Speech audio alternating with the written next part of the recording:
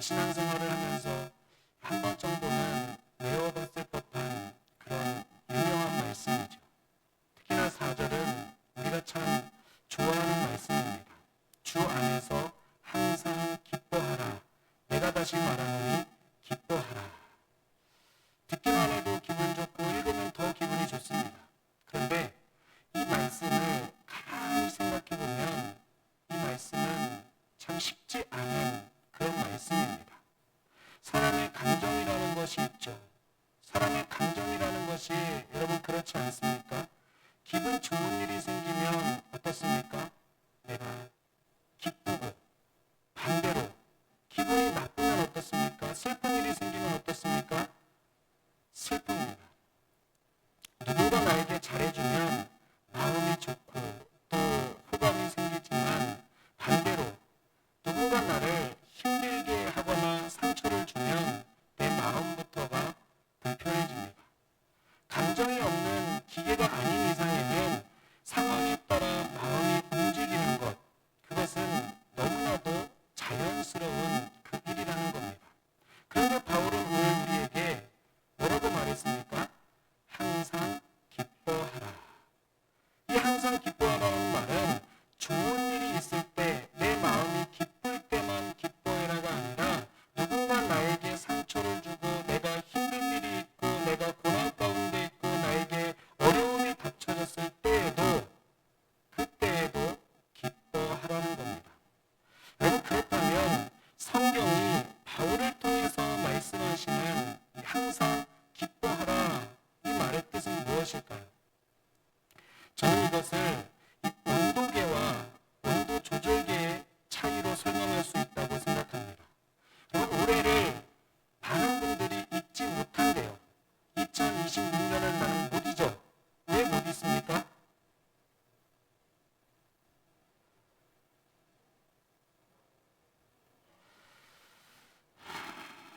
더워서. 올해처럼 더운 날이 없었죠. 그런데 여러분 위로의 말씀을 드립니다. 앞으로 있을 날 중에 올해가 제일 덜 덥대요. 계속 더운 날이 온다고 하니 힘내시기를 우리 옆 사람에게 인사하겠습니다. 힘냅시다.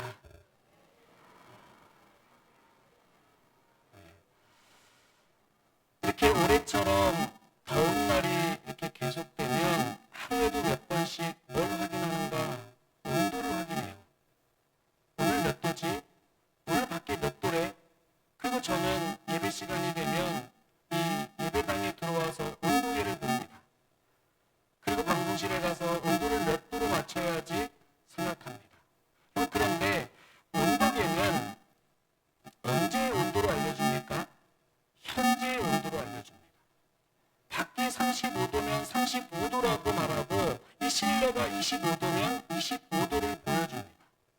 한마디로 온도계는 환경에 따라 움직인다는 겁니다. 그런데 온도 조절기는 다릅니다.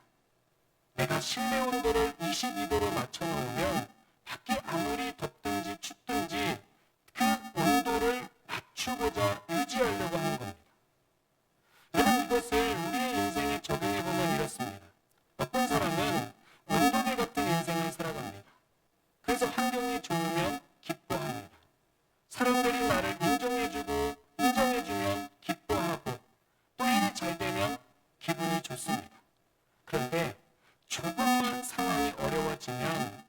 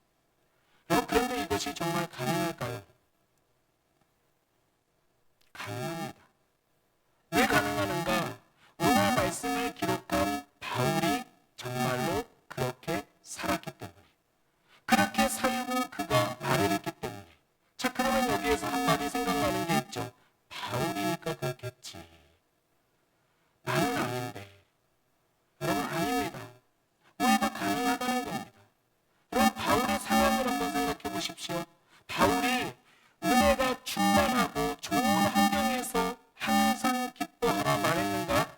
결코 아닙니다. 바울은 편안한 환경에서 이 말씀을 기록한 것이 아니라는 겁니다. 바울은 복음을 전하다가 매를 맞았고 감옥에 갇혔고 사람들에게 바랄 수 없는 그런 미움도 오해도 받았습니다. 한마디로 기뻐할 환경이 아니었다는 겁니다. 그럼에도 그런 상황에서 바울은 뭐라고 말합니까? 항상 기뻐하라. 주 안에서 항상 기뻐하라.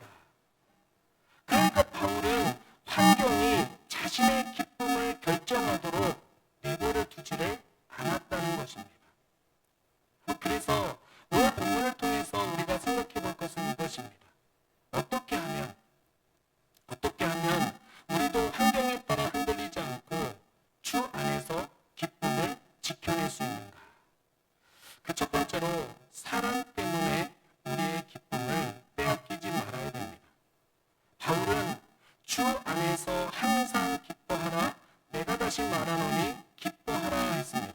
그런데 바로 그 다음 이어지는 5절에서는 이렇게 말합니다. 너희 관용을 모든 사람에게 알게 하라. 주께서 가까우시니라. 여러분 조금 이상하지 않습니까? 항상 기뻐하라 말한 다음에 갑자기 왜 뚱딴지 같은 관용을 베풀라 그렇게 말합니까?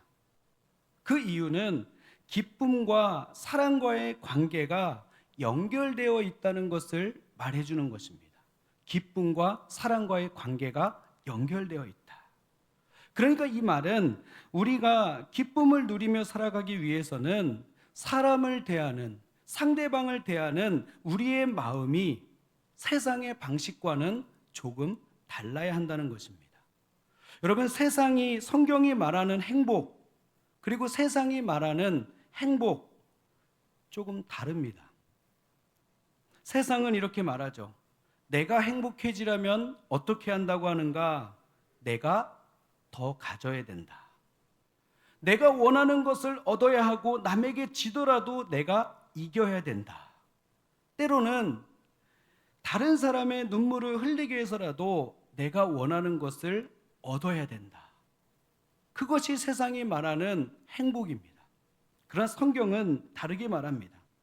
내가 주 안에서 기쁨을 누리기 원한다면, 다시 말해서 주 안에서 행복을 누리기 원한다면 사람을 대하는 태도부터 달라져야 된다. 곧 용서하고 품어주고 관용을 베풀라는 것입니다. 다른 사람을 용서하고 이해하고 품어주라는 거예요. 여러분, 왜 그렇습니까? 사랑과의 관계가 우리의 마음에 너무나도 큰 영향을 미치는지를 하나님께서 아시기 때문입니다. 더 정확하게 말하면 다른 사람에게 관용을 베풀라는 말은 다른 사람보다 나를 먼저 생각하시는 하나님의 사랑이라는 거예요. 여러분, 생각해 보십시오. 나를 힘들게 하는 한 사람이 있다고 생각해 보십시오. 그 한 사람이 나에게 했던 말, 여러분 어떻습니까? 내 귓가에 계속 맴돕니다.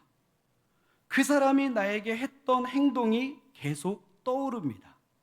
집에 가서도 생각하고 잠자리에 누워서도 생각이 나고 다음날 아침에 새로운 날이 밝았는데도 그 생각이 여전히 납니다. 여러분, 그 말이 힘이 되는 말이라면 정말 감사하고 다행이지만 나에게 상처가 되는 말이라면 여러분 어떻습니까? 그것 때문에 기쁨을 누리지를 못합니다. 그런데 놀라운 것은 무엇인가? 나를 힘들게 하는 사람은 소수인데 내 마음과 생각은 그 소수에게 너무나도 많은 공간을 내어준다는 것입니다. 반대로 나를 사랑해주고 이해해주고 격려해주고 도와주는 사람들은 더 많은데, 더 많은 사람들이 있는데 우리는 그 사람들의 사랑보다 나를 힘들게 했던 한 사람의 행동을 더 오래 기억한다는 거예요. 여러분, 그러지 않으셨으면 좋겠습니다. 나를 힘들게 하는 소수의 사람 때문에 나를 사랑하는 더 많은 사람들의 사랑과 은혜를 놓치지 않기를 바랍니다. 그리고 한 가지 더 생각해야 됩니다. 혹시 나는 누군가에게 그런 사람이 아닌지 돌아보아야 됩니다. 누군가에게 내가 바로 그런 사람이 될 수 있다는 겁니다. 내 말 한마디 때문에 누군가 힘들어하고 내 행동 하나 때문에 밤잠을 이루지 못하는 사람이 있고, 누군가는 나 때문에 마음 아파하고 있을 수도 있습니다. 그러므로 바울은 말하는 것입니다. 너희 관용을 모든 사람에게 알게 하라. 즉 용서해 주는 사람, 품어주는 사람, 조금 손해보는 사람, 조금 양보하는 사람, 그러한 사람이 주 안에서 기쁨을 누릴 수가 있다는 것입니다. 여러분, 조금 손해보더라도 하나님께서 다 보고 계시는 줄 믿습니다. 하나님께서 갚아주세요. 그것이 성경이 말하는 행복입니다. 두 번째로, 하나님과의 관계를 지켜야 됩니다. 여러분, 사람과의 관계가 아무리 좋아도 이것만으로는 충분하지 않습니다. 그리스도인 하나님의 자녀들에게는 더 중요한 관계가 있다는 거예요.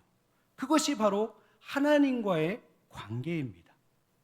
사람과의 아무리 관계가 좋아도 하나님과의 관계가 무너지면 즐거움은 느낄 수 있을지 몰라도 참된 기쁨과 평안과 감사는 경험하지, 누리지를 못한다는 겁니다. 그러면 왜 그럴까요?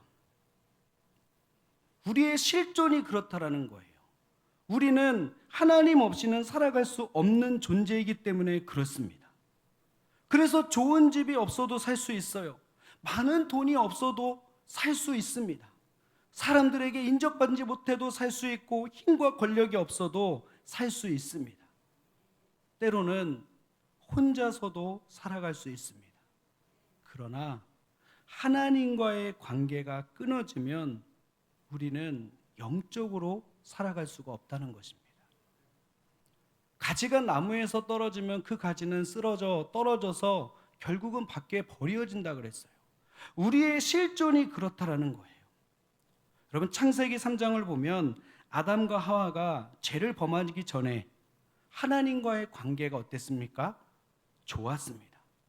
하나님을 만나는 것이 자연스러웠고 하나님의 음성을 듣는 것이 두렵지가 않았습니다. 그런데 죄를 범한 후에는 어떻게 되었습니까? 하나님께서 아담을 찾으셨을 때 아담은 숨어버립니다. 숨어버려요. 하나님의 낯을 피하여 숨었습니다. 여러분, 죄가 들어오면서 무엇이 깨졌느냐? 하나님과의 관계가 깨져버렸다라는 거예요. 사랑의 대상이었던 하나님이 두려운 분이 되었고, 하나님 앞으로 나아가야 되는데 하나님을 피하게 되었습니다. 이것이 바로 죄의 무서움이에요. 그러므로 여러분, 기억하시기 바랍니다. 죄는 하나님과 우리 사이의 관계를 깨트린다. 사람을 두려움으로 바꿔버려요. 사랑을 두려움으로 바꿔버린다.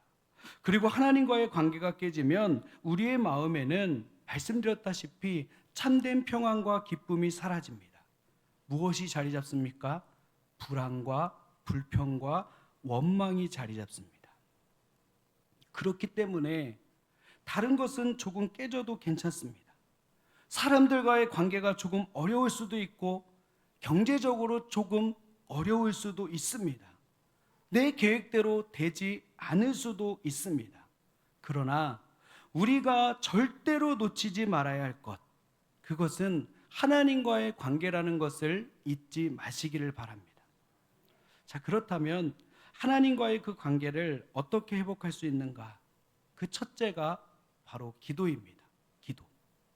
기도가 회복되라는 거예요. 본문 6절은 이렇게 말씀합니다. 아무것도 염려하지 말고 다만 모든 일에 기도와 간구로 너희 구할 것을 감사함으로 하나님께 아뢰라. 아멘. 여러분, 성경은 우리에게 여러 가지 길을 보여주지 않아요. 두 가지의 길을 보여줍니다. 염려하거나 기도하거나. 염려하거나 기도하거나. 물론 우리가 염려하지 않는다는 것이 아무런 걱정을 하지 않는다, 그런 뜻이 아닙니다. 문제가 있는데도 나는 아무 문제 없어, 그런 말이 아니에요. 그 사람은 조금 생각해 볼 일입니다. 문제가 있으면 걱정이 되죠. 아무 생각을 하지 않으라는 말이 아니라 문제가 생겼을 때 그 문제를 누구에게 가지고 가느냐예요.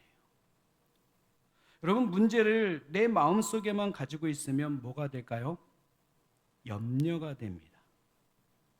그 문제를 내 마음이라는 동굴 속에 계속해서 가지고 있으면 그 문제가 요만했던 게 내일이 되면 이만해져요. 모레가 되면 이만해져요. 염려라는 그 크기가 내 마음을 가득 채워버려요.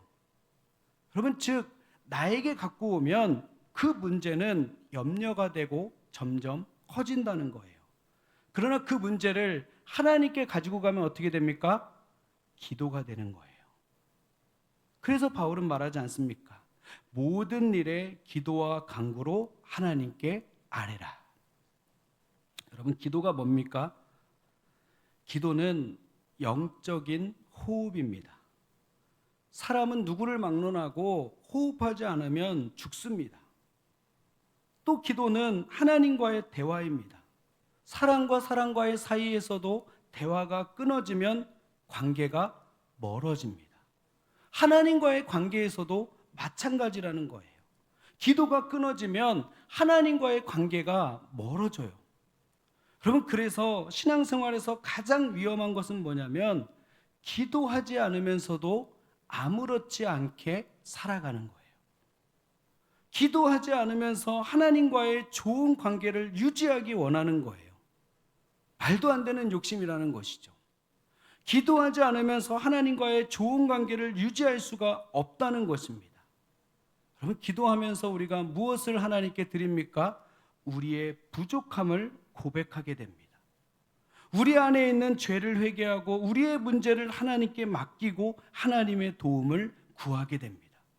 그리고 그 기도를 통하여서 하나님의 위로와 긍휼을 경험하게 됩니다.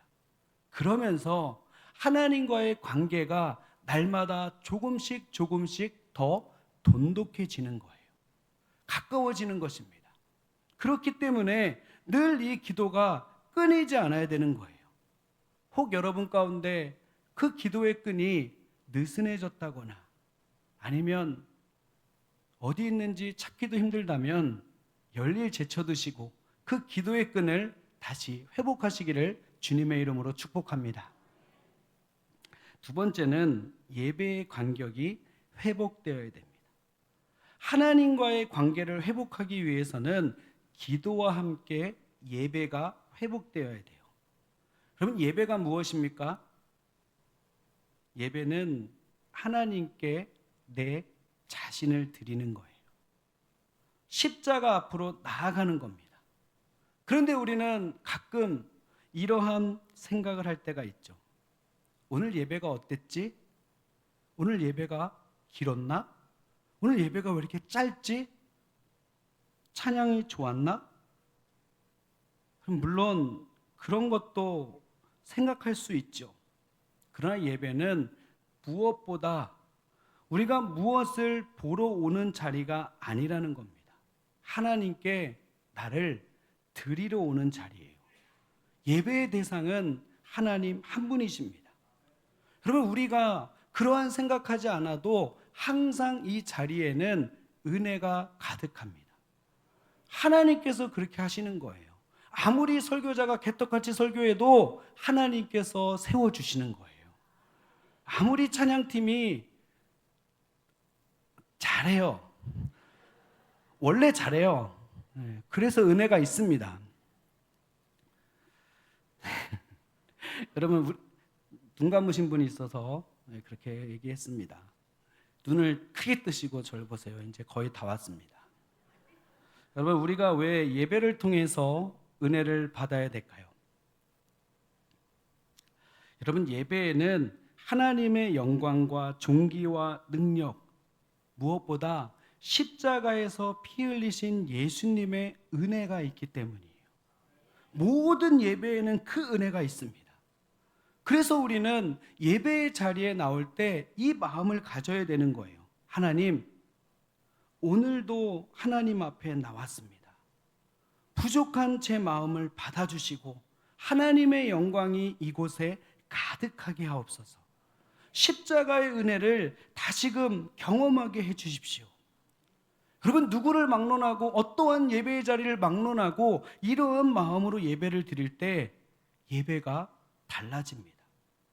찬송을 부르면서 하나님의 이름을 높이고 기도하면서 우리의 마음을 하나님께 내어놓고 말씀을 들으면서 우리의 마음이 다시금 하나님의 마음으로 채워지는 거예요.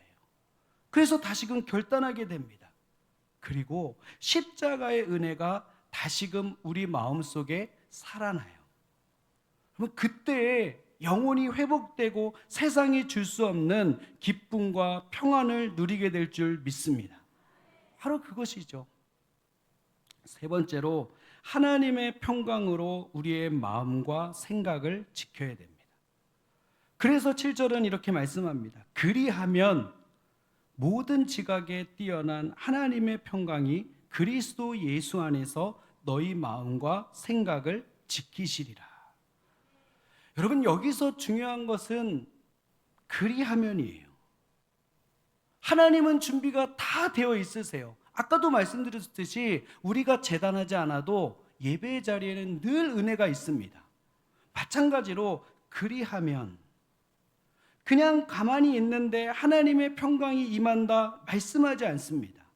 기도하고 하나님께 우리의 문제를 맡기고 감사로 하나님께 아뢰고 예배를 통해 십자가 앞으로 나아가고 하나님과의 관계를 돈독히 또 회복하면, 그리하면 하나님의 말씀이, 평강이 우리의 마음과 생각을 지키신다는 겁니다.